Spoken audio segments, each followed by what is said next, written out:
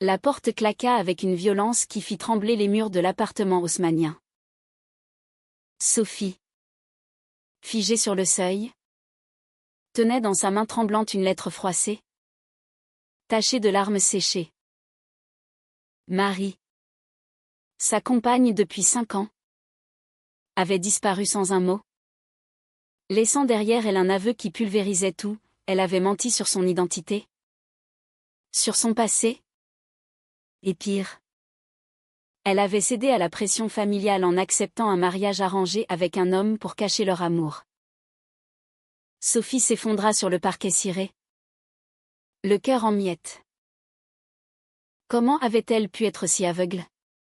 Elle s'était rencontrée lors d'une manifestation pour les droits LGBT à Paris, place de la République, sous un ciel gris d'automne.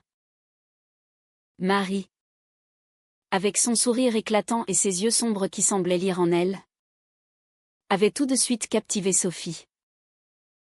À 32 ans, Sophie était une professeure de littérature à la Sorbonne, issue d'une famille bourgeoise de Lyon, où l'on valorisait l'apparence et la respectabilité.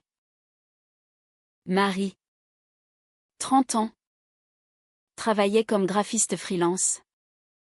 Venue de Marseille, avec un bagage familial plus modeste mais chargé de traditions conservatrices.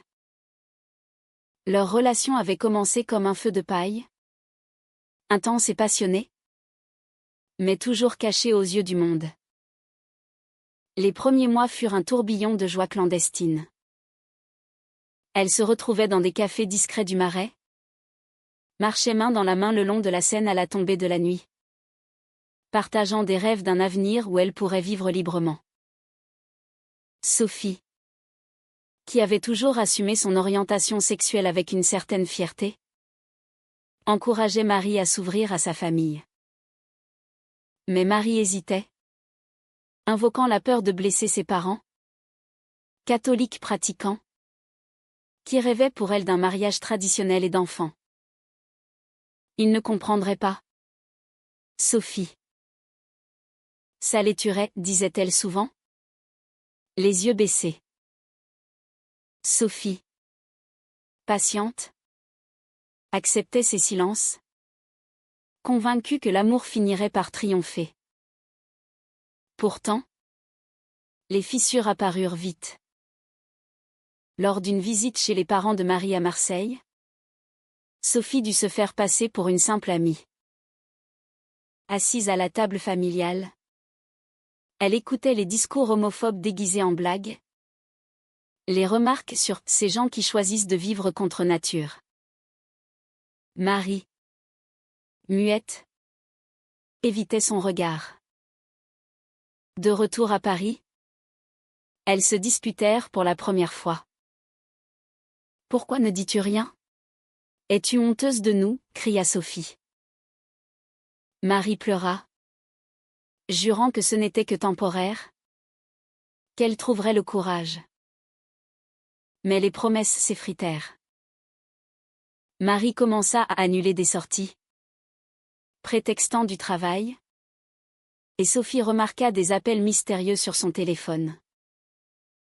Un soir, après une journée épuisante à l'université, Sophie rentra plus tôt et trouva Marie en larmes, entourée de valises à moitié faites. « Qu'est-ce qui se passe ?» demanda-t-elle. Le ventre noué. Marie leva les yeux, rougie par le chagrin. Mes parents savent. Ils ont fouillé mon appartement pendant que j'étais absente et ont trouvé nos photos. Le monde de Sophie s'écroula. Au lieu de se battre, Marie avait cédé. Ses parents l'avaient menacée de la déshériter, de la renier, et elle avait accepté de rencontrer un homme, un ami de la famille, pour un mariage de convenance. C'est pour les apparences, Sophie. On pourra continuer en secret, murmura Marie. Sophie, furieuse, la gifla mentalement avec ces mots. Tu me demandes de vivre dans l'ombre pour toujours? C'est une trahison. Marie partit ce soir-là, laissant la lettre comme un adieu cruel. Sophie passa la nuit à relire ces lignes, cherchant un sens à cette folie. Le lendemain, elle appela sa propre mère, qui avait toujours toléré sa sexualité sans l'accepter pleinement. Maman. Marie m'a quittée à cause de sa famille. La réponse fut froide, peut-être que c'est mieux comme ça. La société n'est pas prête pour ces choses-là. Sophie raccrocha, se sentant plus seule que jamais. Elle décida alors de ne pas se laisser abattre. Elle contacta des amis du milieu associatif, cherchant du soutien. Mais la nouvelle se répandit vite. Et les ragots commencèrent. Marie a choisi la normalité. Sophie est trop radicale. Les semaines suivantes furent un calvaire. Sophie se jetait dans son travail, corrigeant des copies jusqu'à l'aube, évitant les endroits qui lui rappelaient Marie. Pourtant, un appel anonyme la fit sursauter, c'était la sœur de Marie, qui lui révéla que le mariage était fixé dans un mois. Elle est malheureuse? Sophie. Elle regrette. Le cœur de Sophie se serra. Devait-elle intervenir? Risquer un scandale? Ou laisser Marie payer le prix de sa lâcheté? La tension montait, et Sophie sentait que sa décision changerait tout. Elle commença à enquêter sur cet homme promis à Marie. Un avocat conservateur nommé Julien, connu pour ses positions anti-LGBT. L'idée d'une confrontation germa dans son esprit. Un plan risqué mais nécessaire. Au fil des jours, Sophie rencontra d'autres femmes dans des groupes de soutien, partageant des histoires similaires de rejet familial. Une en particulier, Claire, une avocate de 35 ans, l'écouta patiemment. Tu dois te battre pour ce que tu crois. Mais pas au détriment de ta santé mentale, conseilla-t-elle. Sophie, attirée par sa force, se confia plus qu'elle ne l'aurait voulu. Claire devint une confidente, et une étincelle naquit. Mais Sophie la réprima, elle n'était pas prête. Pendant ce temps, Marie luttait de son côté. À Marseille, sous la surveillance de ses parents, elle feignait l'enthousiasme pour le mariage. Mais la nuit, elle pleurait en pensant à Sophie. Ai-je fait le bon choix, se demandait-elle. Le conflit intérieur la rongeait. Et elle envisagea de tout annuler. Mais la peur la paralysait. Sophie, déterminée, décida d'écrire une lettre à Marie, la confrontant à ses mensonges. Ton choix nous détruit toutes les deux. Est-ce que la société vaut plus que notre amour? Elle l'envoya, ignorant les conséquences. Marie la reçut en secret, et les larmes coulèrent. Elle répondit par un message, viens me voir. Il faut qu'on parle. Sophie hésita, mais accepta. Le rendez-vous fut fixé dans un café discret de Paris. En arrivant, elle vit Marie, amaigrie, les yeux cernés. Je t'aime toujours. Mais je ne sais pas comment m'en sortir, avoua Marie. Sophie, émue, posa sa main sur la sienne. Ensemble, on peut y arriver. Mais au moment où elles s'embrassèrent discrètement, un flash les aveugla, quelqu'un les photographiait. C'était Julien, l'homme promis, qui avait suivi Marie. Le scandale éclata. Julien, furieux, envoya la photo à la famille de Marie. Votre fille me trompe avec une femme? Annulez tout, hurla-t-il au téléphone. Les parents de Marie, choqués, la confrontèrent immédiatement. Comment as-tu pu nous faire ça? Tu nous déshonores, cria son père. Un retraité rigide. Marie, acculée, éclata en sanglots. Je l'aime. Papa. Je ne peux pas épouser Julien. Sa mère, larmes aux yeux, murmura, mais qu'allons-nous dire aux voisins? À l'église? Le foyer familial devint un champ de bataille, avec des accusations volantes et des portes claquées. Marie fut mise à la porte ce soir-là, avec pour seul bagage une valise et son cœur brisé. De retour à Paris, elle se réfugia chez Sophie, qui l'accueillit les bras ouverts mais le regard chargé de reproches. Tu vois ce que tes mensonges ont causé, dit Sophie doucement. Marie hocha la tête, épuisée. Elles passèrent la nuit à parler, à recoller les morceaux de leur relation. Mais le lendemain, la réalité frappa, la photo circulait sur les réseaux sociaux, postée par Julien dans un acte de vengeance. Des commentaires haineux affluaient, dégénérés. Honte à la France. Sophie, en tant que professeure, reçut des mails anonymes de menaces. À l'université, des collègues murmuraient dans son dos, et un étudiant conservateur la défia en cours. « Madame, votre vie privée influence-t-elle votre enseignement ?» Sophie, stoïque, répondit, « Ma vie privée est privée.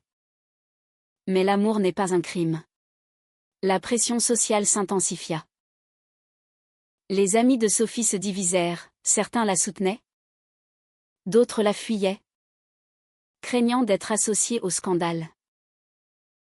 Une amie proche, Élise, qui connaissait leur secret depuis longtemps, avoua avoir parlé à Julien par inadvertance.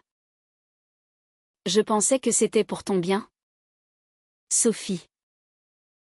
Marie te faisait souffrir. La trahison frappa Sophie comme un poignard. Tu as choisi le camp de la société contre nous. Élise baissa les yeux, regrettant son geste.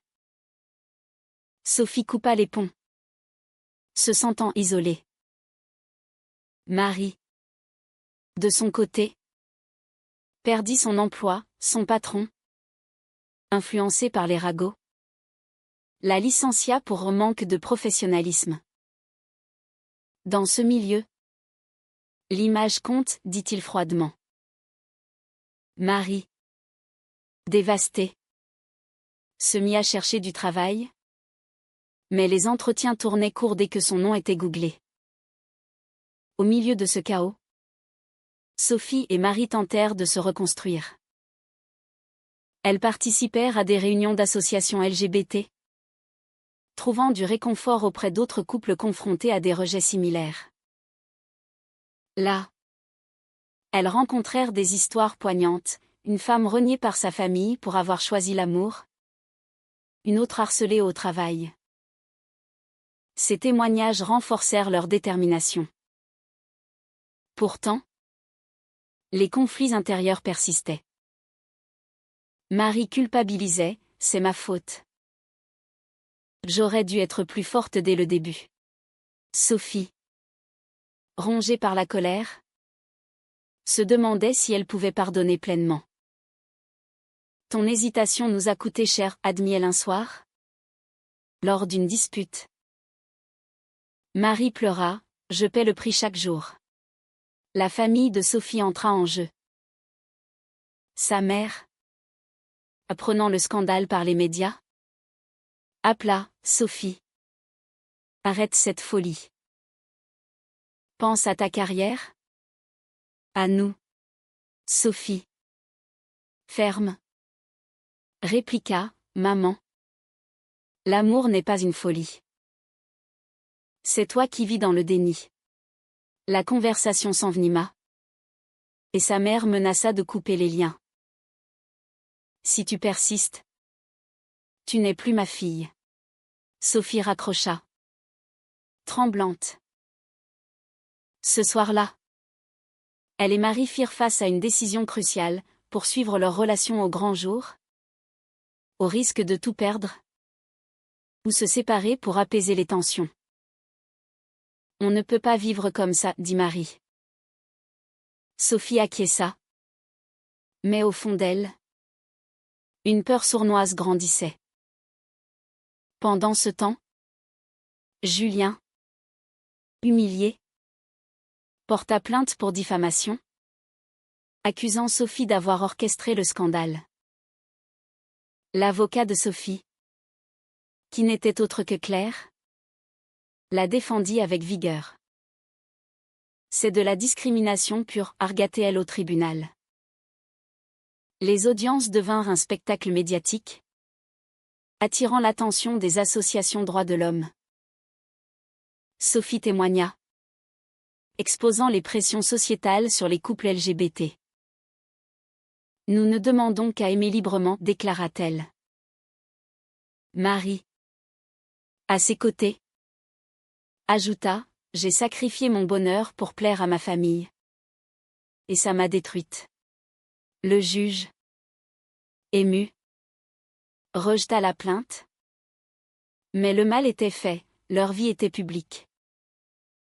Claire, de plus en plus proche de Sophie, confia ses sentiments, je t'admire. Sophie. Peut-être plus que comme une amie. Sophie, confuse, repoussa l'idée, je suis avec Marie. Mais les graines du doute étaient semées. Marie, sentant la tension, devint jalouse. Tu passes trop de temps avec elle. Une nouvelle dispute éclata, révélant des failles plus profondes. Sophie se demanda si leur amour survivrait à tant d'épreuves. La société, impitoyable, continuait de les juger. Des manifestations anti-LGBT surgirent, citant leur histoire comme exemple de décadence. Sophie et Marie rejoignirent les contre-manifestations, criant pour leurs droits. Mais la fatigue s'installait. Un jour, Marie reçut un appel de sa mère. « Reviens ? Ma fille. On peut arranger les choses sans. » Ça. Marie hésita. Le téléphone à la main. Et si je rentrais ? Juste pour parler, demanda-t-elle à Sophie. Celle-ci, blessée, répondit, si tu y vas. C'est que tu n'as pas appris. Marie partit quand même, espérant une réconciliation. À Marseille, l'accueil fut tendu. Sa mère pleura. Son père grommela. Abandonne cette vie. Et on t'aidera. Marie, tentée par la paix familiale, vacilla. Mais en pensant à Sophie, elle refusa. Je ne peux pas renier qui je suis. Elle rentra à Paris, plus forte. Mais le voyage avait creusé un fossé. Sophie l'attendait, anxieuse. Que as-tu décidé ? Marie sourit faiblement, nous. Pourtant, la confiance était ébranlée. Le scandale prit une tournure inattendue quand un journaliste contacta Sophie pour une interview. Votre histoire pourrait inspirer beaucoup de gens, dit-il. Sophie accepta, voyant une opportunité de sensibiliser.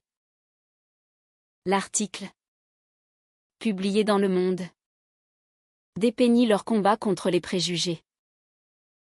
Les réactions furent mitigées, soutien massif de la communauté LGBT, mais haine virulente des conservateurs. Des menaces anonymes arrivèrent, forçant Sophie et Marie à déménager dans un quartier plus sûr. On ne peut plus vivre normalement, se lamenta Marie. Sophie, résolue, répliqua, c'est le prix de la visibilité. Au travail, Sophie fit face à une enquête interne, des parents d'étudiants se plaignaient de son influence néfaste. Le doyen, un homme progressiste, la soutint, votre vie privée n'affecte pas votre compétence. Mais la pression la mina. Marie, sans emploi, sombra dans la dépression. Je nous ai tout fait perdre, murmura-t-elle un soir. Sophie la serra dans ses bras. Non. C'est la société qui nous punit. Elles consultèrent une thérapeute, explorant leur trauma. La séance révéla des vérités douloureuses. Marie avait internalisé l'homophobie de sa famille. Sophie cachait une peur de l'abandon. Vous devez guérir ensemble, conseilla la thérapeute. Claire réapparut, offrant un job à Marie dans son cabinet. C'est pour t'aider, dit-elle. Marie accepta, reconnaissante. Mais Sophie, jalouse, confronta Claire. Quelles sont tes intentions? Claire avoua, j'ai des sentiments pour toi. Mais je respecte votre couple. Sophie, choquée, rentra et accusa Marie. Tu savais? Marie nia. Mais la dispute dégénéra. Peut-être que Claire est mieux pour toi. Elle est forte. Pas comme moi, cria Marie. Sophie, regrettant ces mots, pleura. Je t'aime. Toi. Elles se réconcilièrent. Mais la méfiance persistait. La famille de Marie tenta une dernière approche. Son père vint à Paris, demandant une rencontre. Au café. Il s'excusa maladroitement. Je ne comprends pas. Mais je ne veux pas te perdre. Marie, émue, répondit, accepte-moi tel que je suis. Il promit d'essayer. Mais ajouta, et cet homme? Julien? Il est furieux. Marie haussa les épaules, c'est fini. De retour, elle raconta à Sophie. Qui douta, c'est un piège? Marie insista, c'est un début. Pourtant, Julien n'en avait pas fini. Il contacta les médias, accusant Sophie de manipulation. Un débat télévisé s'ensuivit, où Sophie défendit leur amour. Les préjugés tuent plus que les mots, déclara-t-elle. Marie, en coulisses, la soutint. L'émission boosta leur visibilité, attirant des dons pour des associations. Mais le coût personnel était élevé, Sophie perdit des amis d'enfance. Marie sa santé mentale. Une nuit, Marie fit une crise d'angoisse, et si on arrêtait tout? Sophie, terrifiée, répondit, non. On se bat. Claire, sentant le trouble, s'éloigna. Je ne veux pas causer plus de mal, dit-elle à Sophie. Celle-ci, soulager mes coupables, remercia.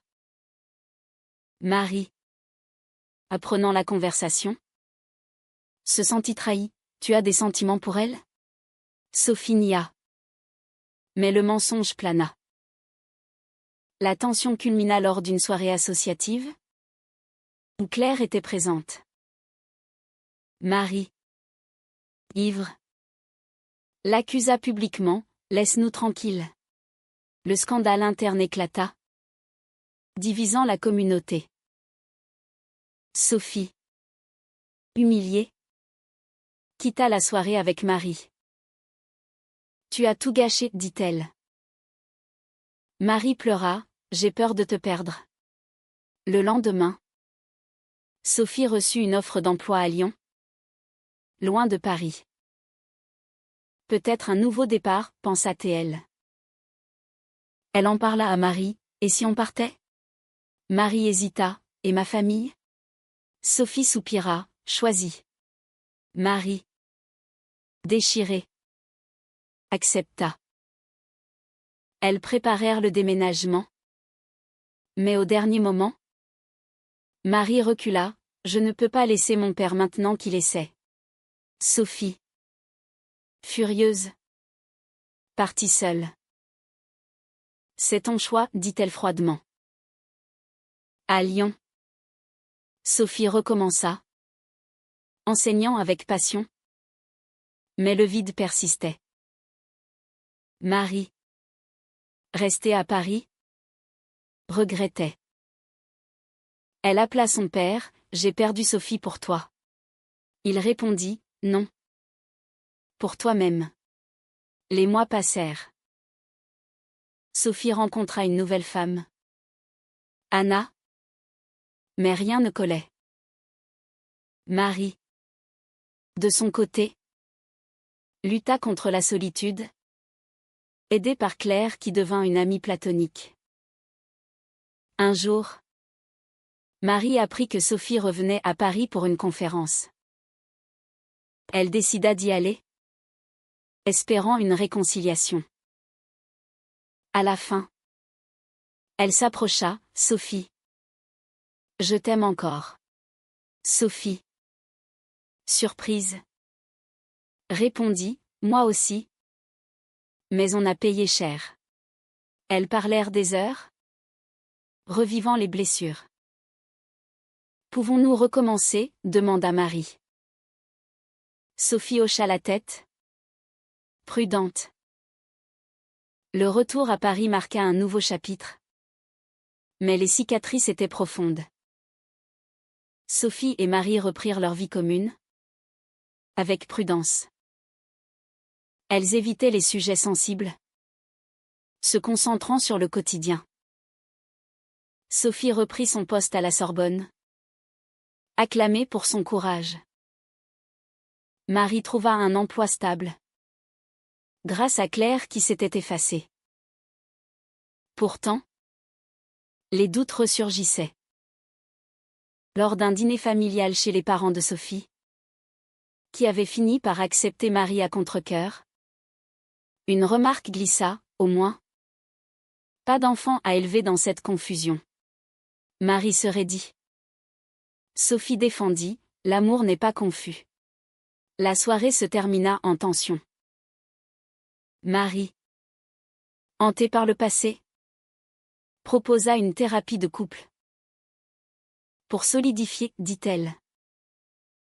Sophie accepta. Les séances révélèrent des vérités enfouies. Sophie reprochait à Marie sa faiblesse initiale.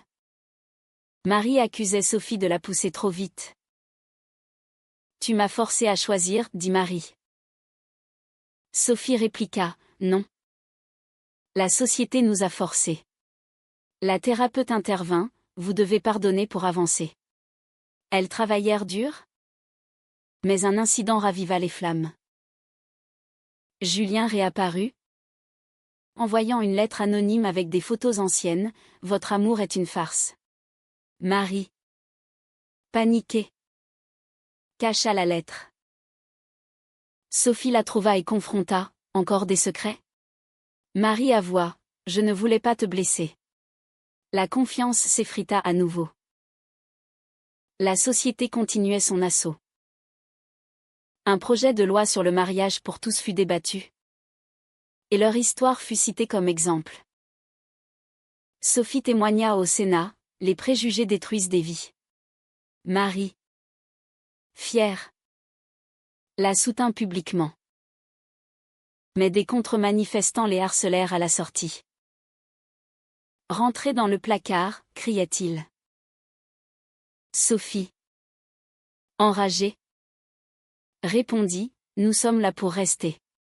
Marie, traumatisée, rentra en pleurs.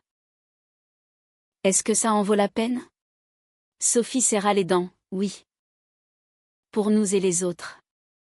Claire, revenue comme amie, offrit son soutien. Vous êtes fortes ensemble. Mais Marie, jalouse, l'évita. Un soir, Sophie dîna avec Claire pour discuter d'un cas juridique. Marie, suspicieuse, les suivit et les vit rire. Traîtresse, accusa-t-elle Sophie à son retour. La dispute fut violente. Tu imagines des choses, cria Sophie. Marie partit en claquant la porte, se réfugiant chez son père à Marseille. Là, elle confia, je ne sais plus. Son père. Évoluer. Conseilla, suis ton cœur. Pas la peur. Marie rentra, prête à pardonner. Mais Sophie avait franchi une ligne. Seule, elle avait embrassé Claire, regrettant aussitôt. C'était une erreur, se dit-elle. Quand Marie revint, Sophie avoua, j'ai fauté. Marie, dévastée, hurla, après tout ce qu'on a traversé. Elle partit définitivement, brisant leur couple. Sophie, seule, sombra dans la culpabilité. J'ai tout détruit. Marie, à Marseille, tenta de reconstruire, mais le chagrin la consumait. Elle contacta Claire, prends soin d'elle. Claire refusa, ce n'est pas moi qu'elle veut. Les mois suivants furent un tourment. Sophie démissionna de son poste, voyageant pour oublier. À Bordeaux, elle rencontra des activistes, partageant son histoire. Les choix ont des prix, dit-elle. Marie, de son côté, s'engagea dans l'associatif, aidant d'autres femmes.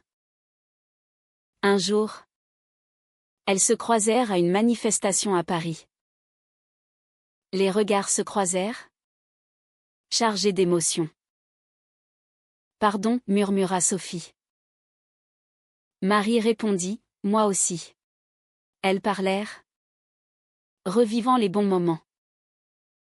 Peut-être qu'on peut être amis, proposa Marie. Sophie acquiesça, le cœur serré. Pourtant, l'amour persistait. Sophie écrivit une lettre, je paie le prix de mes erreurs chaque jour. Marie répondit, revenons ensemble. Plus forte. Elles se retrouvèrent, prudentes. La société avait changé, la loi passa, offrant plus de protection. Leur famille, à contre-cœur, acceptèrent. Mais les dommages étaient là. Sophie et Marie vivaient avec vigilance, sachant que les préjugés pouvaient ressurgir. Avec le temps, leur relation se stabilisa, mais les épreuves les avaient transformées. Sophie devint une conférencière reconnue sur les droits LGBT, voyageant en France pour sensibiliser. Marie, graphiste engagée, créa des campagnes contre l'homophobie. Ensemble, elles adoptaient une routine apaisée, mais les souvenirs hantaient. Lors d'un anniversaire, Sophie offrit à Marie une bague, pour sceller notre engagement. Marie accepta, larmes aux yeux. Malgré tout, on a gagné. Pourtant, un dernier conflit surgit. La sœur de Marie, influencée par Julien, répandit des rumeurs, elles se sont remises ensemble par pitié. Marie, furieuse, confronta sa sœur, arrête de nous juger. La famille se divisa à nouveau. Sophie, lasse, proposa, peut-être qu'on devrait couper les ponts. Marie refusa, non. On les éduque. Elles organisèrent une réunion familiale, exposant leurs blessures. Vos préjugés nous ont presque tués, dit Sophie. Le père de Marie admit, j'ai eu tort. La mère pleura, pardonnez-nous. Une trêve fut signée. Fragile mais réelle. Claire réintégra leur cercle comme amie fidèle. Je suis heureuse pour vous, dit-elle. Marie, confiante, l'accepta. La vie reprit. Avec des hauts et des bas. Sophie et Marie s'engagèrent dans l'adoption, affrontant les bureaucraties et les doutes sociétaux. Sommes-nous prêtes, se demanda Marie. Sophie répondit, oui. Pour montrer que l'amour gagne. Leur demande fut acceptée. Un miracle dans un système encore biaisé.